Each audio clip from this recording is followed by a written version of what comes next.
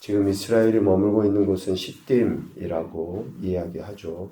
모압 평지 북쪽에 위치한 지역으로서 그 시딤이라는 이름의 의미는 아카시아의 초원이라 그래요. 그러니까 아카시아 나무가 많이 있는 그런 초원. 그러니까 보편적으로 우리가 생각하면 뭐 아카시아 나무가 있고 또 물이 있고 뭐 그러면 거기에 여러 가지 풍요로움들이 있는 그런 장소라고 할 수 있죠. 이 시딤에서 어떤 일들이 있었냐면요.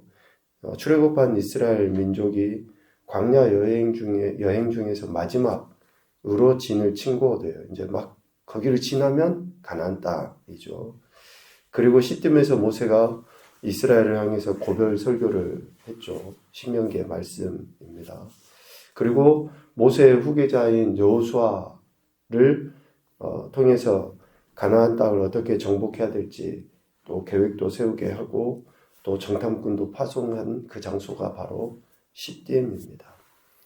이 시딤에서 지금 이스라엘 자손들이 머물러 있는데 가나안을 향해서 나아가야 될 그들이 지금 거기에 머물러 있는 거죠. 여기서 머물다 라고 하는 그 단어는 자리 잡다, 거주하다, 살다 그런 의미예요. 그러니까 저들은 지금 시딤에 정착해야 될 사람이 아니에요. 이스라엘은 그냥 얼른 경로로서 지나가고 가나안 땅에 들어가야 되거든요. 그런데 거기에 안주해서 지금 살고 있는 거예요. 그러니까 현재 보이는 시딤의 그 풍요로움이 불확실한 가나안 땅을 향해 나아가야 될 발걸음을 멈춘 거죠. 우리의 발걸음은 영원한 천국이죠. 그런데 여기가 좋사오니 여기에서 먹고 마시고 넉넉한 그 삶을 추구하려 하는 그러한 이스라엘의 모습을 보이게 된 거죠. 시딤의 풍요로움, 현재 시딤의 풍요로움이 불확실한 가나안을 향한 발걸음을 멈추게 한 것입니다. 반드시 문제가 생깁니다. 그렇게 되면 하나님의 뜻과 위배되잖아요. 하나님의 뜻을 거슬러요. 그러면 반드시 문제, 죄 가운데 노출되게 되어 있습니다. 그러니까 하나님께서는 우리를 애굽에서 건져내시고 세상에서 건져내신 목적이 뭡니까? 가나안을 향해 가게 하시고 천국을 향해 나가게 하시기 위해서 그래요. 왜? 하나님이 그 모든 것에 주권자이시고 허락을 그렇게 하시기 위해서 건져내셨으니까. 그런데 지금 이스라엘은 시딤에 머물러 있어요. 우리의 생각은 세상 한가운데 있고 여전히 물질에 있고 지금의 이 땅에 있다. 그러면 반드시 문제가 생기게 되어 있습니다. 이스라엘 사람들은 어떻습니까? 1절에 보니까 모압 여자들과 음행하기를 시작하니라. 모압 여자들은 이스라엘 남자들을 음행으로 유혹하죠. 유혹해요. 왜? 세상은 그렇게 돼 있어요. 세상은 그렇게 유혹하게 돼 있습니다. 우리를. 그런데 이 유혹이 어떻게 이어집니까? 자연스럽게 그들이 섬기는 우상, 그러한 그 우상을 섬기게끔 미혹으로 이어져요. 자, 유혹에서 미혹으로 이어지게 돼 있습니다. 유혹은 각양의 물질이나 뭐 여러 가지 이런 뭐 음행도 마찬가지입니다만 우리를 유혹하는 거예요. 우리의 죄성을 자꾸 유발시켜서 우리를 유혹해요. 그런데 그 유혹이 반드시 어떻게 이어지냐면 영적인 미혹으로 이어지게 돼 있어요. 그러니까 죄는 단순히 그 한 가지의 죄에서 머물지 않고 이 영적인 타락으로까지 이어지게 돼 있습니다. 그러니까 우리가 영적으로 타락이다, 또 영적인 그런 무감감이 생겼다, 그런 것은 다른 어떤 이유가 아니에요. 내가 지금 끊지 못하는 그런 죄의 유혹에 넘어지고 있다라는 것의 반증인 거예요. 이 영적인 무디움, 이런 것들은 반드시 내가 옳은 일을 행하지 못하고 있는 것의 표현이라는 거죠. 그래서 유혹과 미혹은 같이 가는데 오늘 봐보면 모압 여자들과 음행하기를 시작한 이스라엘 백성들, 그들은 어떻습니까? 이제 그 이방 여자들이 섬기는 신들에게 제사할 때에 그곳에 함께 가서 먹고 그 신들에게 절을 하게 됩니다. 이것은 민수기 31장에 보면 발람의 꾀라고 분명하게 이야기해요. 24장까지 우리가 발람이 어떤 사람인가 보았잖아요. 끝까지 하나님의 뜻을 저버리는 그러한 정말 속물 중에 속물이 발람입니다. 점수를 행하는 것으로 종교를 이용해서 자기의 이익을 챙기는 그러한 끝까지 이런 속물의 모습을 보이는 사람이 발람이에요. 민수기 31장 16절에 보면 보라 이들이 발람의 꾀를 따라 이스라엘 자손을 부올의 사건에 오늘 바알보올을 섬긴 것이죠. 부올에서 일어난 일 아닙니까? 부올의 사건에서 여호와 앞에 범죄하게 하여 여호와의 회중 가운데 연병이 일어나게 하였느니라. 발람의 꾀, 발람의 계략에 의해서 이스라엘은 점점 깊은 수렁에 빠지게 되는 것이죠. 이스라엘과 음행한 모압 여자들은 자신들이 섬기는 신 바알에게 제사할 때 그 백성들을 초대한 거예요. 바알은 주인이라는 뜻이죠. 생산 그리고 다산을 상징합니다. 그러니까 생산과 다산을 상징한 그런 우상들은 어떻습니까? 생산과 다산, 그러니까 그 풍요로움을 위해서 어떻게 해요? 그 음란한 행위들을 해요. 제사 행태 가운데서. 그러니까 가장 저질스러운 그러한 신인 거예요. 우리 입장에서 보면. 그런데 그들은 그게 가장 강력한 그 풍요와 그 다산을 상징한다라고 여겨서 그렇게 그 바알을 섬기는 것이죠. 그런데 이 행위에 제사에 참여한 사람들은 이스라엘의 지도자급에 있는 남자들이죠. 그 이스라엘 백성이 제사 가운데서 모압 여인들과 함께 먹고 그들의 신에게 절합니다. 왜 이러한 일들이 일어나게 됩니까? 앞서 이야기한 것처럼 지금 있는 이곳이 잠깐 머물러 지나가야 할 곳인지 아니면 이곳에 정착해서 살아야 할 곳인지에 대한 구분이 없어요. 지금 여기가 잠깐 스쳐 지나가는 곳인지 아니면 머물러 살아야 할 곳인지에 대한 구분이 없습니다. 왜요? 하나님께서 약속하신 땅 가나안에 대한 확신이 없기 때문에 그래요. 우리 각자가 천국에 대한 확신, 내가 진짜 가야 될 곳, 내가 살아야 될 곳이 어디인지에 대한 확신이 없으니까 이 땅에 머물러 살아야 될 것처럼 시집가고 장가가고 먹고 마시고 큰 집 짓고 돈 많이 버는 그것이 목적이 돼버리는 거예요. 목적이. 그게 목적이 아니에요. 우리가 이 땅에서 그런 삶을 살지만 그것이 궁극적인 목적이 아니라 우리의 궁극적인 목적은 하나님 나라거든요. 그런데 지금 이스라엘 백성들은 가나안 땅에 대한 확신이 없어요. 두 번째는 음행이 탐심이고 이 탐심이 결국은 우상 숭배와 연결된다라는 사실을 저들은 전혀 인식을 못해요. 우리가 죄 하나 짓는 거 뭐 얼마나 크겠어. 대수롭지 않게 여기고 말하고 행동하는 것으로 죄를 짓고 거짓을 하고 행해요. 그런데 그것이 얼마나 큰 하나님 앞에서 하나님을 배신하는 행위인가라는 것을 인식을 하지 못하는 거예요. 육신의 종료, 이런 욕심, 탐심에 이끌려서 사는 인생은 결국 영적인 타락, 즉 배교할 수밖에 없다는 사실을 저들은 모르는 거죠. 이렇게 이스라엘은 바알 보올에게 가담합니다. 3절에 보면. 즉 바알을 섬기는 일을 행하게 돼요. 여기서 가담하다라는 그런 말은 단순히 뭐 한번 가서 구경했어, 참여했어의 의미가 아니에요. 가담하다라는 말은 예속하다, 예속되어지다. 그러니까 수동태로 들면 예속하다. 그리고 멍에를 치다. 그런 의미예요. 그러니까 가담했다라고 하는 것은 바알에게 완전히 하나님의 백성에서 이제는 바알의 그 종으로 전락해버려요.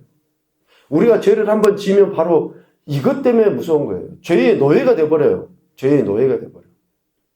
별건 아니라고 우리는 여기지만 그 죄의 유혹에 넘어가서 죄의 노예가 돼버리는 거죠.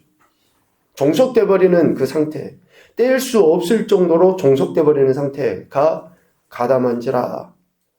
이스라엘 남자들은 모압 여자들과 더불어 바알에게 제사하는 것에 의해서 어때요? 점점 더 깊이 죄의 수렁텅이에 빠져버리는 거죠. 철저하게 예속되고 마는 겁니다. 이러한 이스라엘에 대해 하나님은 진노하시죠. 음행, 바알 보올에게 가담한 이스라엘 백성의 지도자들, 수령들에 대해 하나님이 철저하게 진노하십니다. 4절에 보면 여호와의 진노가 이스라엘에게 나타나고 또 그렇게 심판을 행하신다. 또 3절에 진노하셨다. 뭐 이렇게 표현을 하시잖아요. 여기에서 진노하다라는 그 단어는 그 심령 깊숙한 곳에서부터 끌어오르는 화. 그냥 주체할 수 없을 것과 같은 그 화를 진노라고 해요. 하나님의 진노하심은 질투의 표현입니다. 우리가 이야기하는 우리 인간의 질투가 아니고 하나님의 질투잖아요. 그러니까 하나님이 얼마나 그들을 사랑하시는가에 대한 표현이 진노예요. 민수기 15장 우리 말씀 봤잖아요. 왜 하나님께서 이스라엘을 애굽에서 건져내셨습니까? 나는 너희의 하나님이 되려고 너희를 애굽 땅에서 인도해 내었느니라. 이스라엘이 하나님이 되시기 위해서 그들을 애굽에서 건져내고 세상에서 죄에서 건져냈는데도 불구하고 그들은 하나님 백성 되기를 스스로 거부하고 바알의 종, 바알의 노예가 되려고 그렇게 행하는 행태들. 물질의 노예가 되려고 물질에 함몰되는.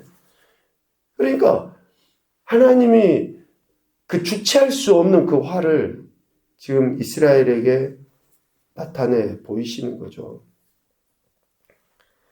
그 진노하심의 표현이 뭡니까? 백성의 수령들을 잡아 태양을 향하여 여호와 앞에 목매어 달아라.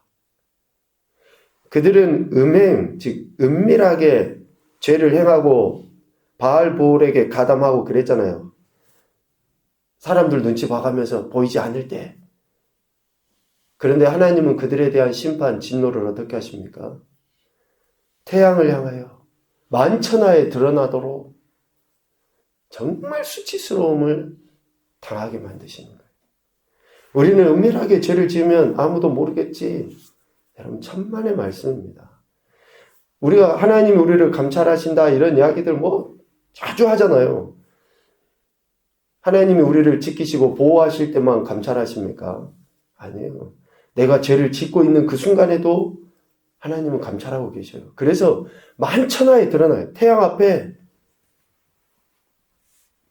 모든 사람들이 볼 수 있도록 공개적으로 그들의 죄에 대해 하나님은 심판하십니다. 또한 하나님의 진노는 연병으로 나타나죠. 연병으로 나타납니다. 비느하스가 칼을 들어서 음행을 행한 자들에 대해 그들을 죽였을 때 이제 하나님 연병이 이렇게 그치게 되지만 여간 하나님의 진노하심이 연병으로 나타나서 죽은 자가 24,000명이나 됩니다. 이제 내일 인구조사, 2차 인구조사 하는 것에 대해 나오지만 적은 수가 결코 아닙니다. 그 많은 사람이 하나님의 진노에 의해서 공개적으로 처형될 뿐만이 아니라 연병으로 이렇게 많은 사람들이 죽게 되는 거예요. 왜 그렇습니까? 하나님은 죄의 그 강력한 영향력을 근절시켜버리기 위해서 그렇습니다. 좋게 말로도 할 수 있고 또 이렇게 뭐 한두 명 죽이시면서 경고하실 수 있지. 여러분, 그렇지 않아요. 하나님은 죄에 대해서 얼마 죄가 강력한지 하나님 아시기 때문에 그러시는 거죠. 이렇게 하나님이 진노하신 것은 하나님의 거룩하심과 같은 거룩을 드러내야 될 이스라엘 백성들이 음행하고 우상 숭배하는 죄에 빠진 것에 대해서 하나님이 철저하게 그들을 심판하시기 위해서 진노하시는 겁니다. 다시 역으로 생각해 보면 하나님의 사랑이 얼마나 위대한지 그것을 거부하고 거역하는 인생에 대해 하나님의 그 사랑이 어쩌면 공의를 거스를 수 없다는 것을 이야기합니다. 그러니까 공의를 스스로 무너뜨리실 수 없기 때문에 하나님께서 진노하시는 거예요. 그러니 이스라엘 백성들은 오늘 우리는 죄를 멀리해야 되고 죄의 유혹에 빠지지 않고 더 나아가서 미혹되지 않도록 날마다 우리가 하나님 앞에 더 가까이 나가는 그러한 신앙과 삶의 행태를 보여야 되고 무엇보다도 지금 이 땅은 우리가 영원토록 살 것이 아니라 천국이라는 그곳이 우리의 최종 목적지라는 분명한 확신과 믿음이 있어야 되는 것에 대해서 이야기하죠. 첫 번째 교훈입니다. 지금의 자리가 어떠한 자리인지를 잘 분별해야 한다. 또 한 가지 더 생각을 해보면 지금 하고 있는 일이 어떤 일인지 잘 분별해야 된다. 내가 진짜 하나님의 영광을 위한 일을 하고 있고 하나님이 기뻐하시는 자리에 있는지 아닌지. 두 번째는 궁극의 목적인 하나님 나라에 대한 확신이 삶의 태도로 드러나야 한다. 하나님 나라에 대한 확신이 삶의 태도로 드러나야 돼요. 입술로만 천국 이야기하는 게 아니에요. 그러면 그 천국에 대한 가치가 지금 이 세상의 것보다 훨씬 더 강력하다라는 것을 삶의 태도로 드러내 보여야죠. 세 번째, 죄의 강력한 힘을 무시하거나 두려워하지 않는 지혜가 있어야 한다. 객기라고 이야기하죠. 죄가 얼마나 강력한데 예수님 믿는 사람들이 소위 죄를 가볍게 여겨요. 나는 그 죄를 이길 수 있는 것처럼. 나는 안 그럴 수 있는 것처럼. 여러분 그렇지 않다니까요. 죄를 결코 여러분 가볍게 여겨서는 안 됩니다. 죄의 힘을 무시해서는 안 돼요. 얼마나 강력한지 그 강력함은 파워의 문제가 아니라 교묘함의 문제예요. 정말로 셀 수도 없는 그런 갖가지의 방법으로 죄는 우리를 넘어뜨리려 하거든요. 그래서 하나님의 지혜를 구해야 되고 네 번째, 죄에 대해 하나님은 반드시 심판하신다. 사랑과 공의의 하나님은 사랑이 많으신 하나님이시지만 스스로의 그 공의를 절대 무너뜨리시지 않기 때문에 죄에 대해서는 반드시 심판하십니다. 오늘 25장의 이 말씀을 꼭 우리가 기억하고 다시 한번 우리 개인의 인생의 여정, 신앙의 여정 가운데 어떠한 신앙과 삶의 태도를 취해야 하는지를 분명하게 해서 하나님의 영광을 드러내는 오늘 한날의 삶이 되시기를 주님의 이름으로 축복합니다. 아멘.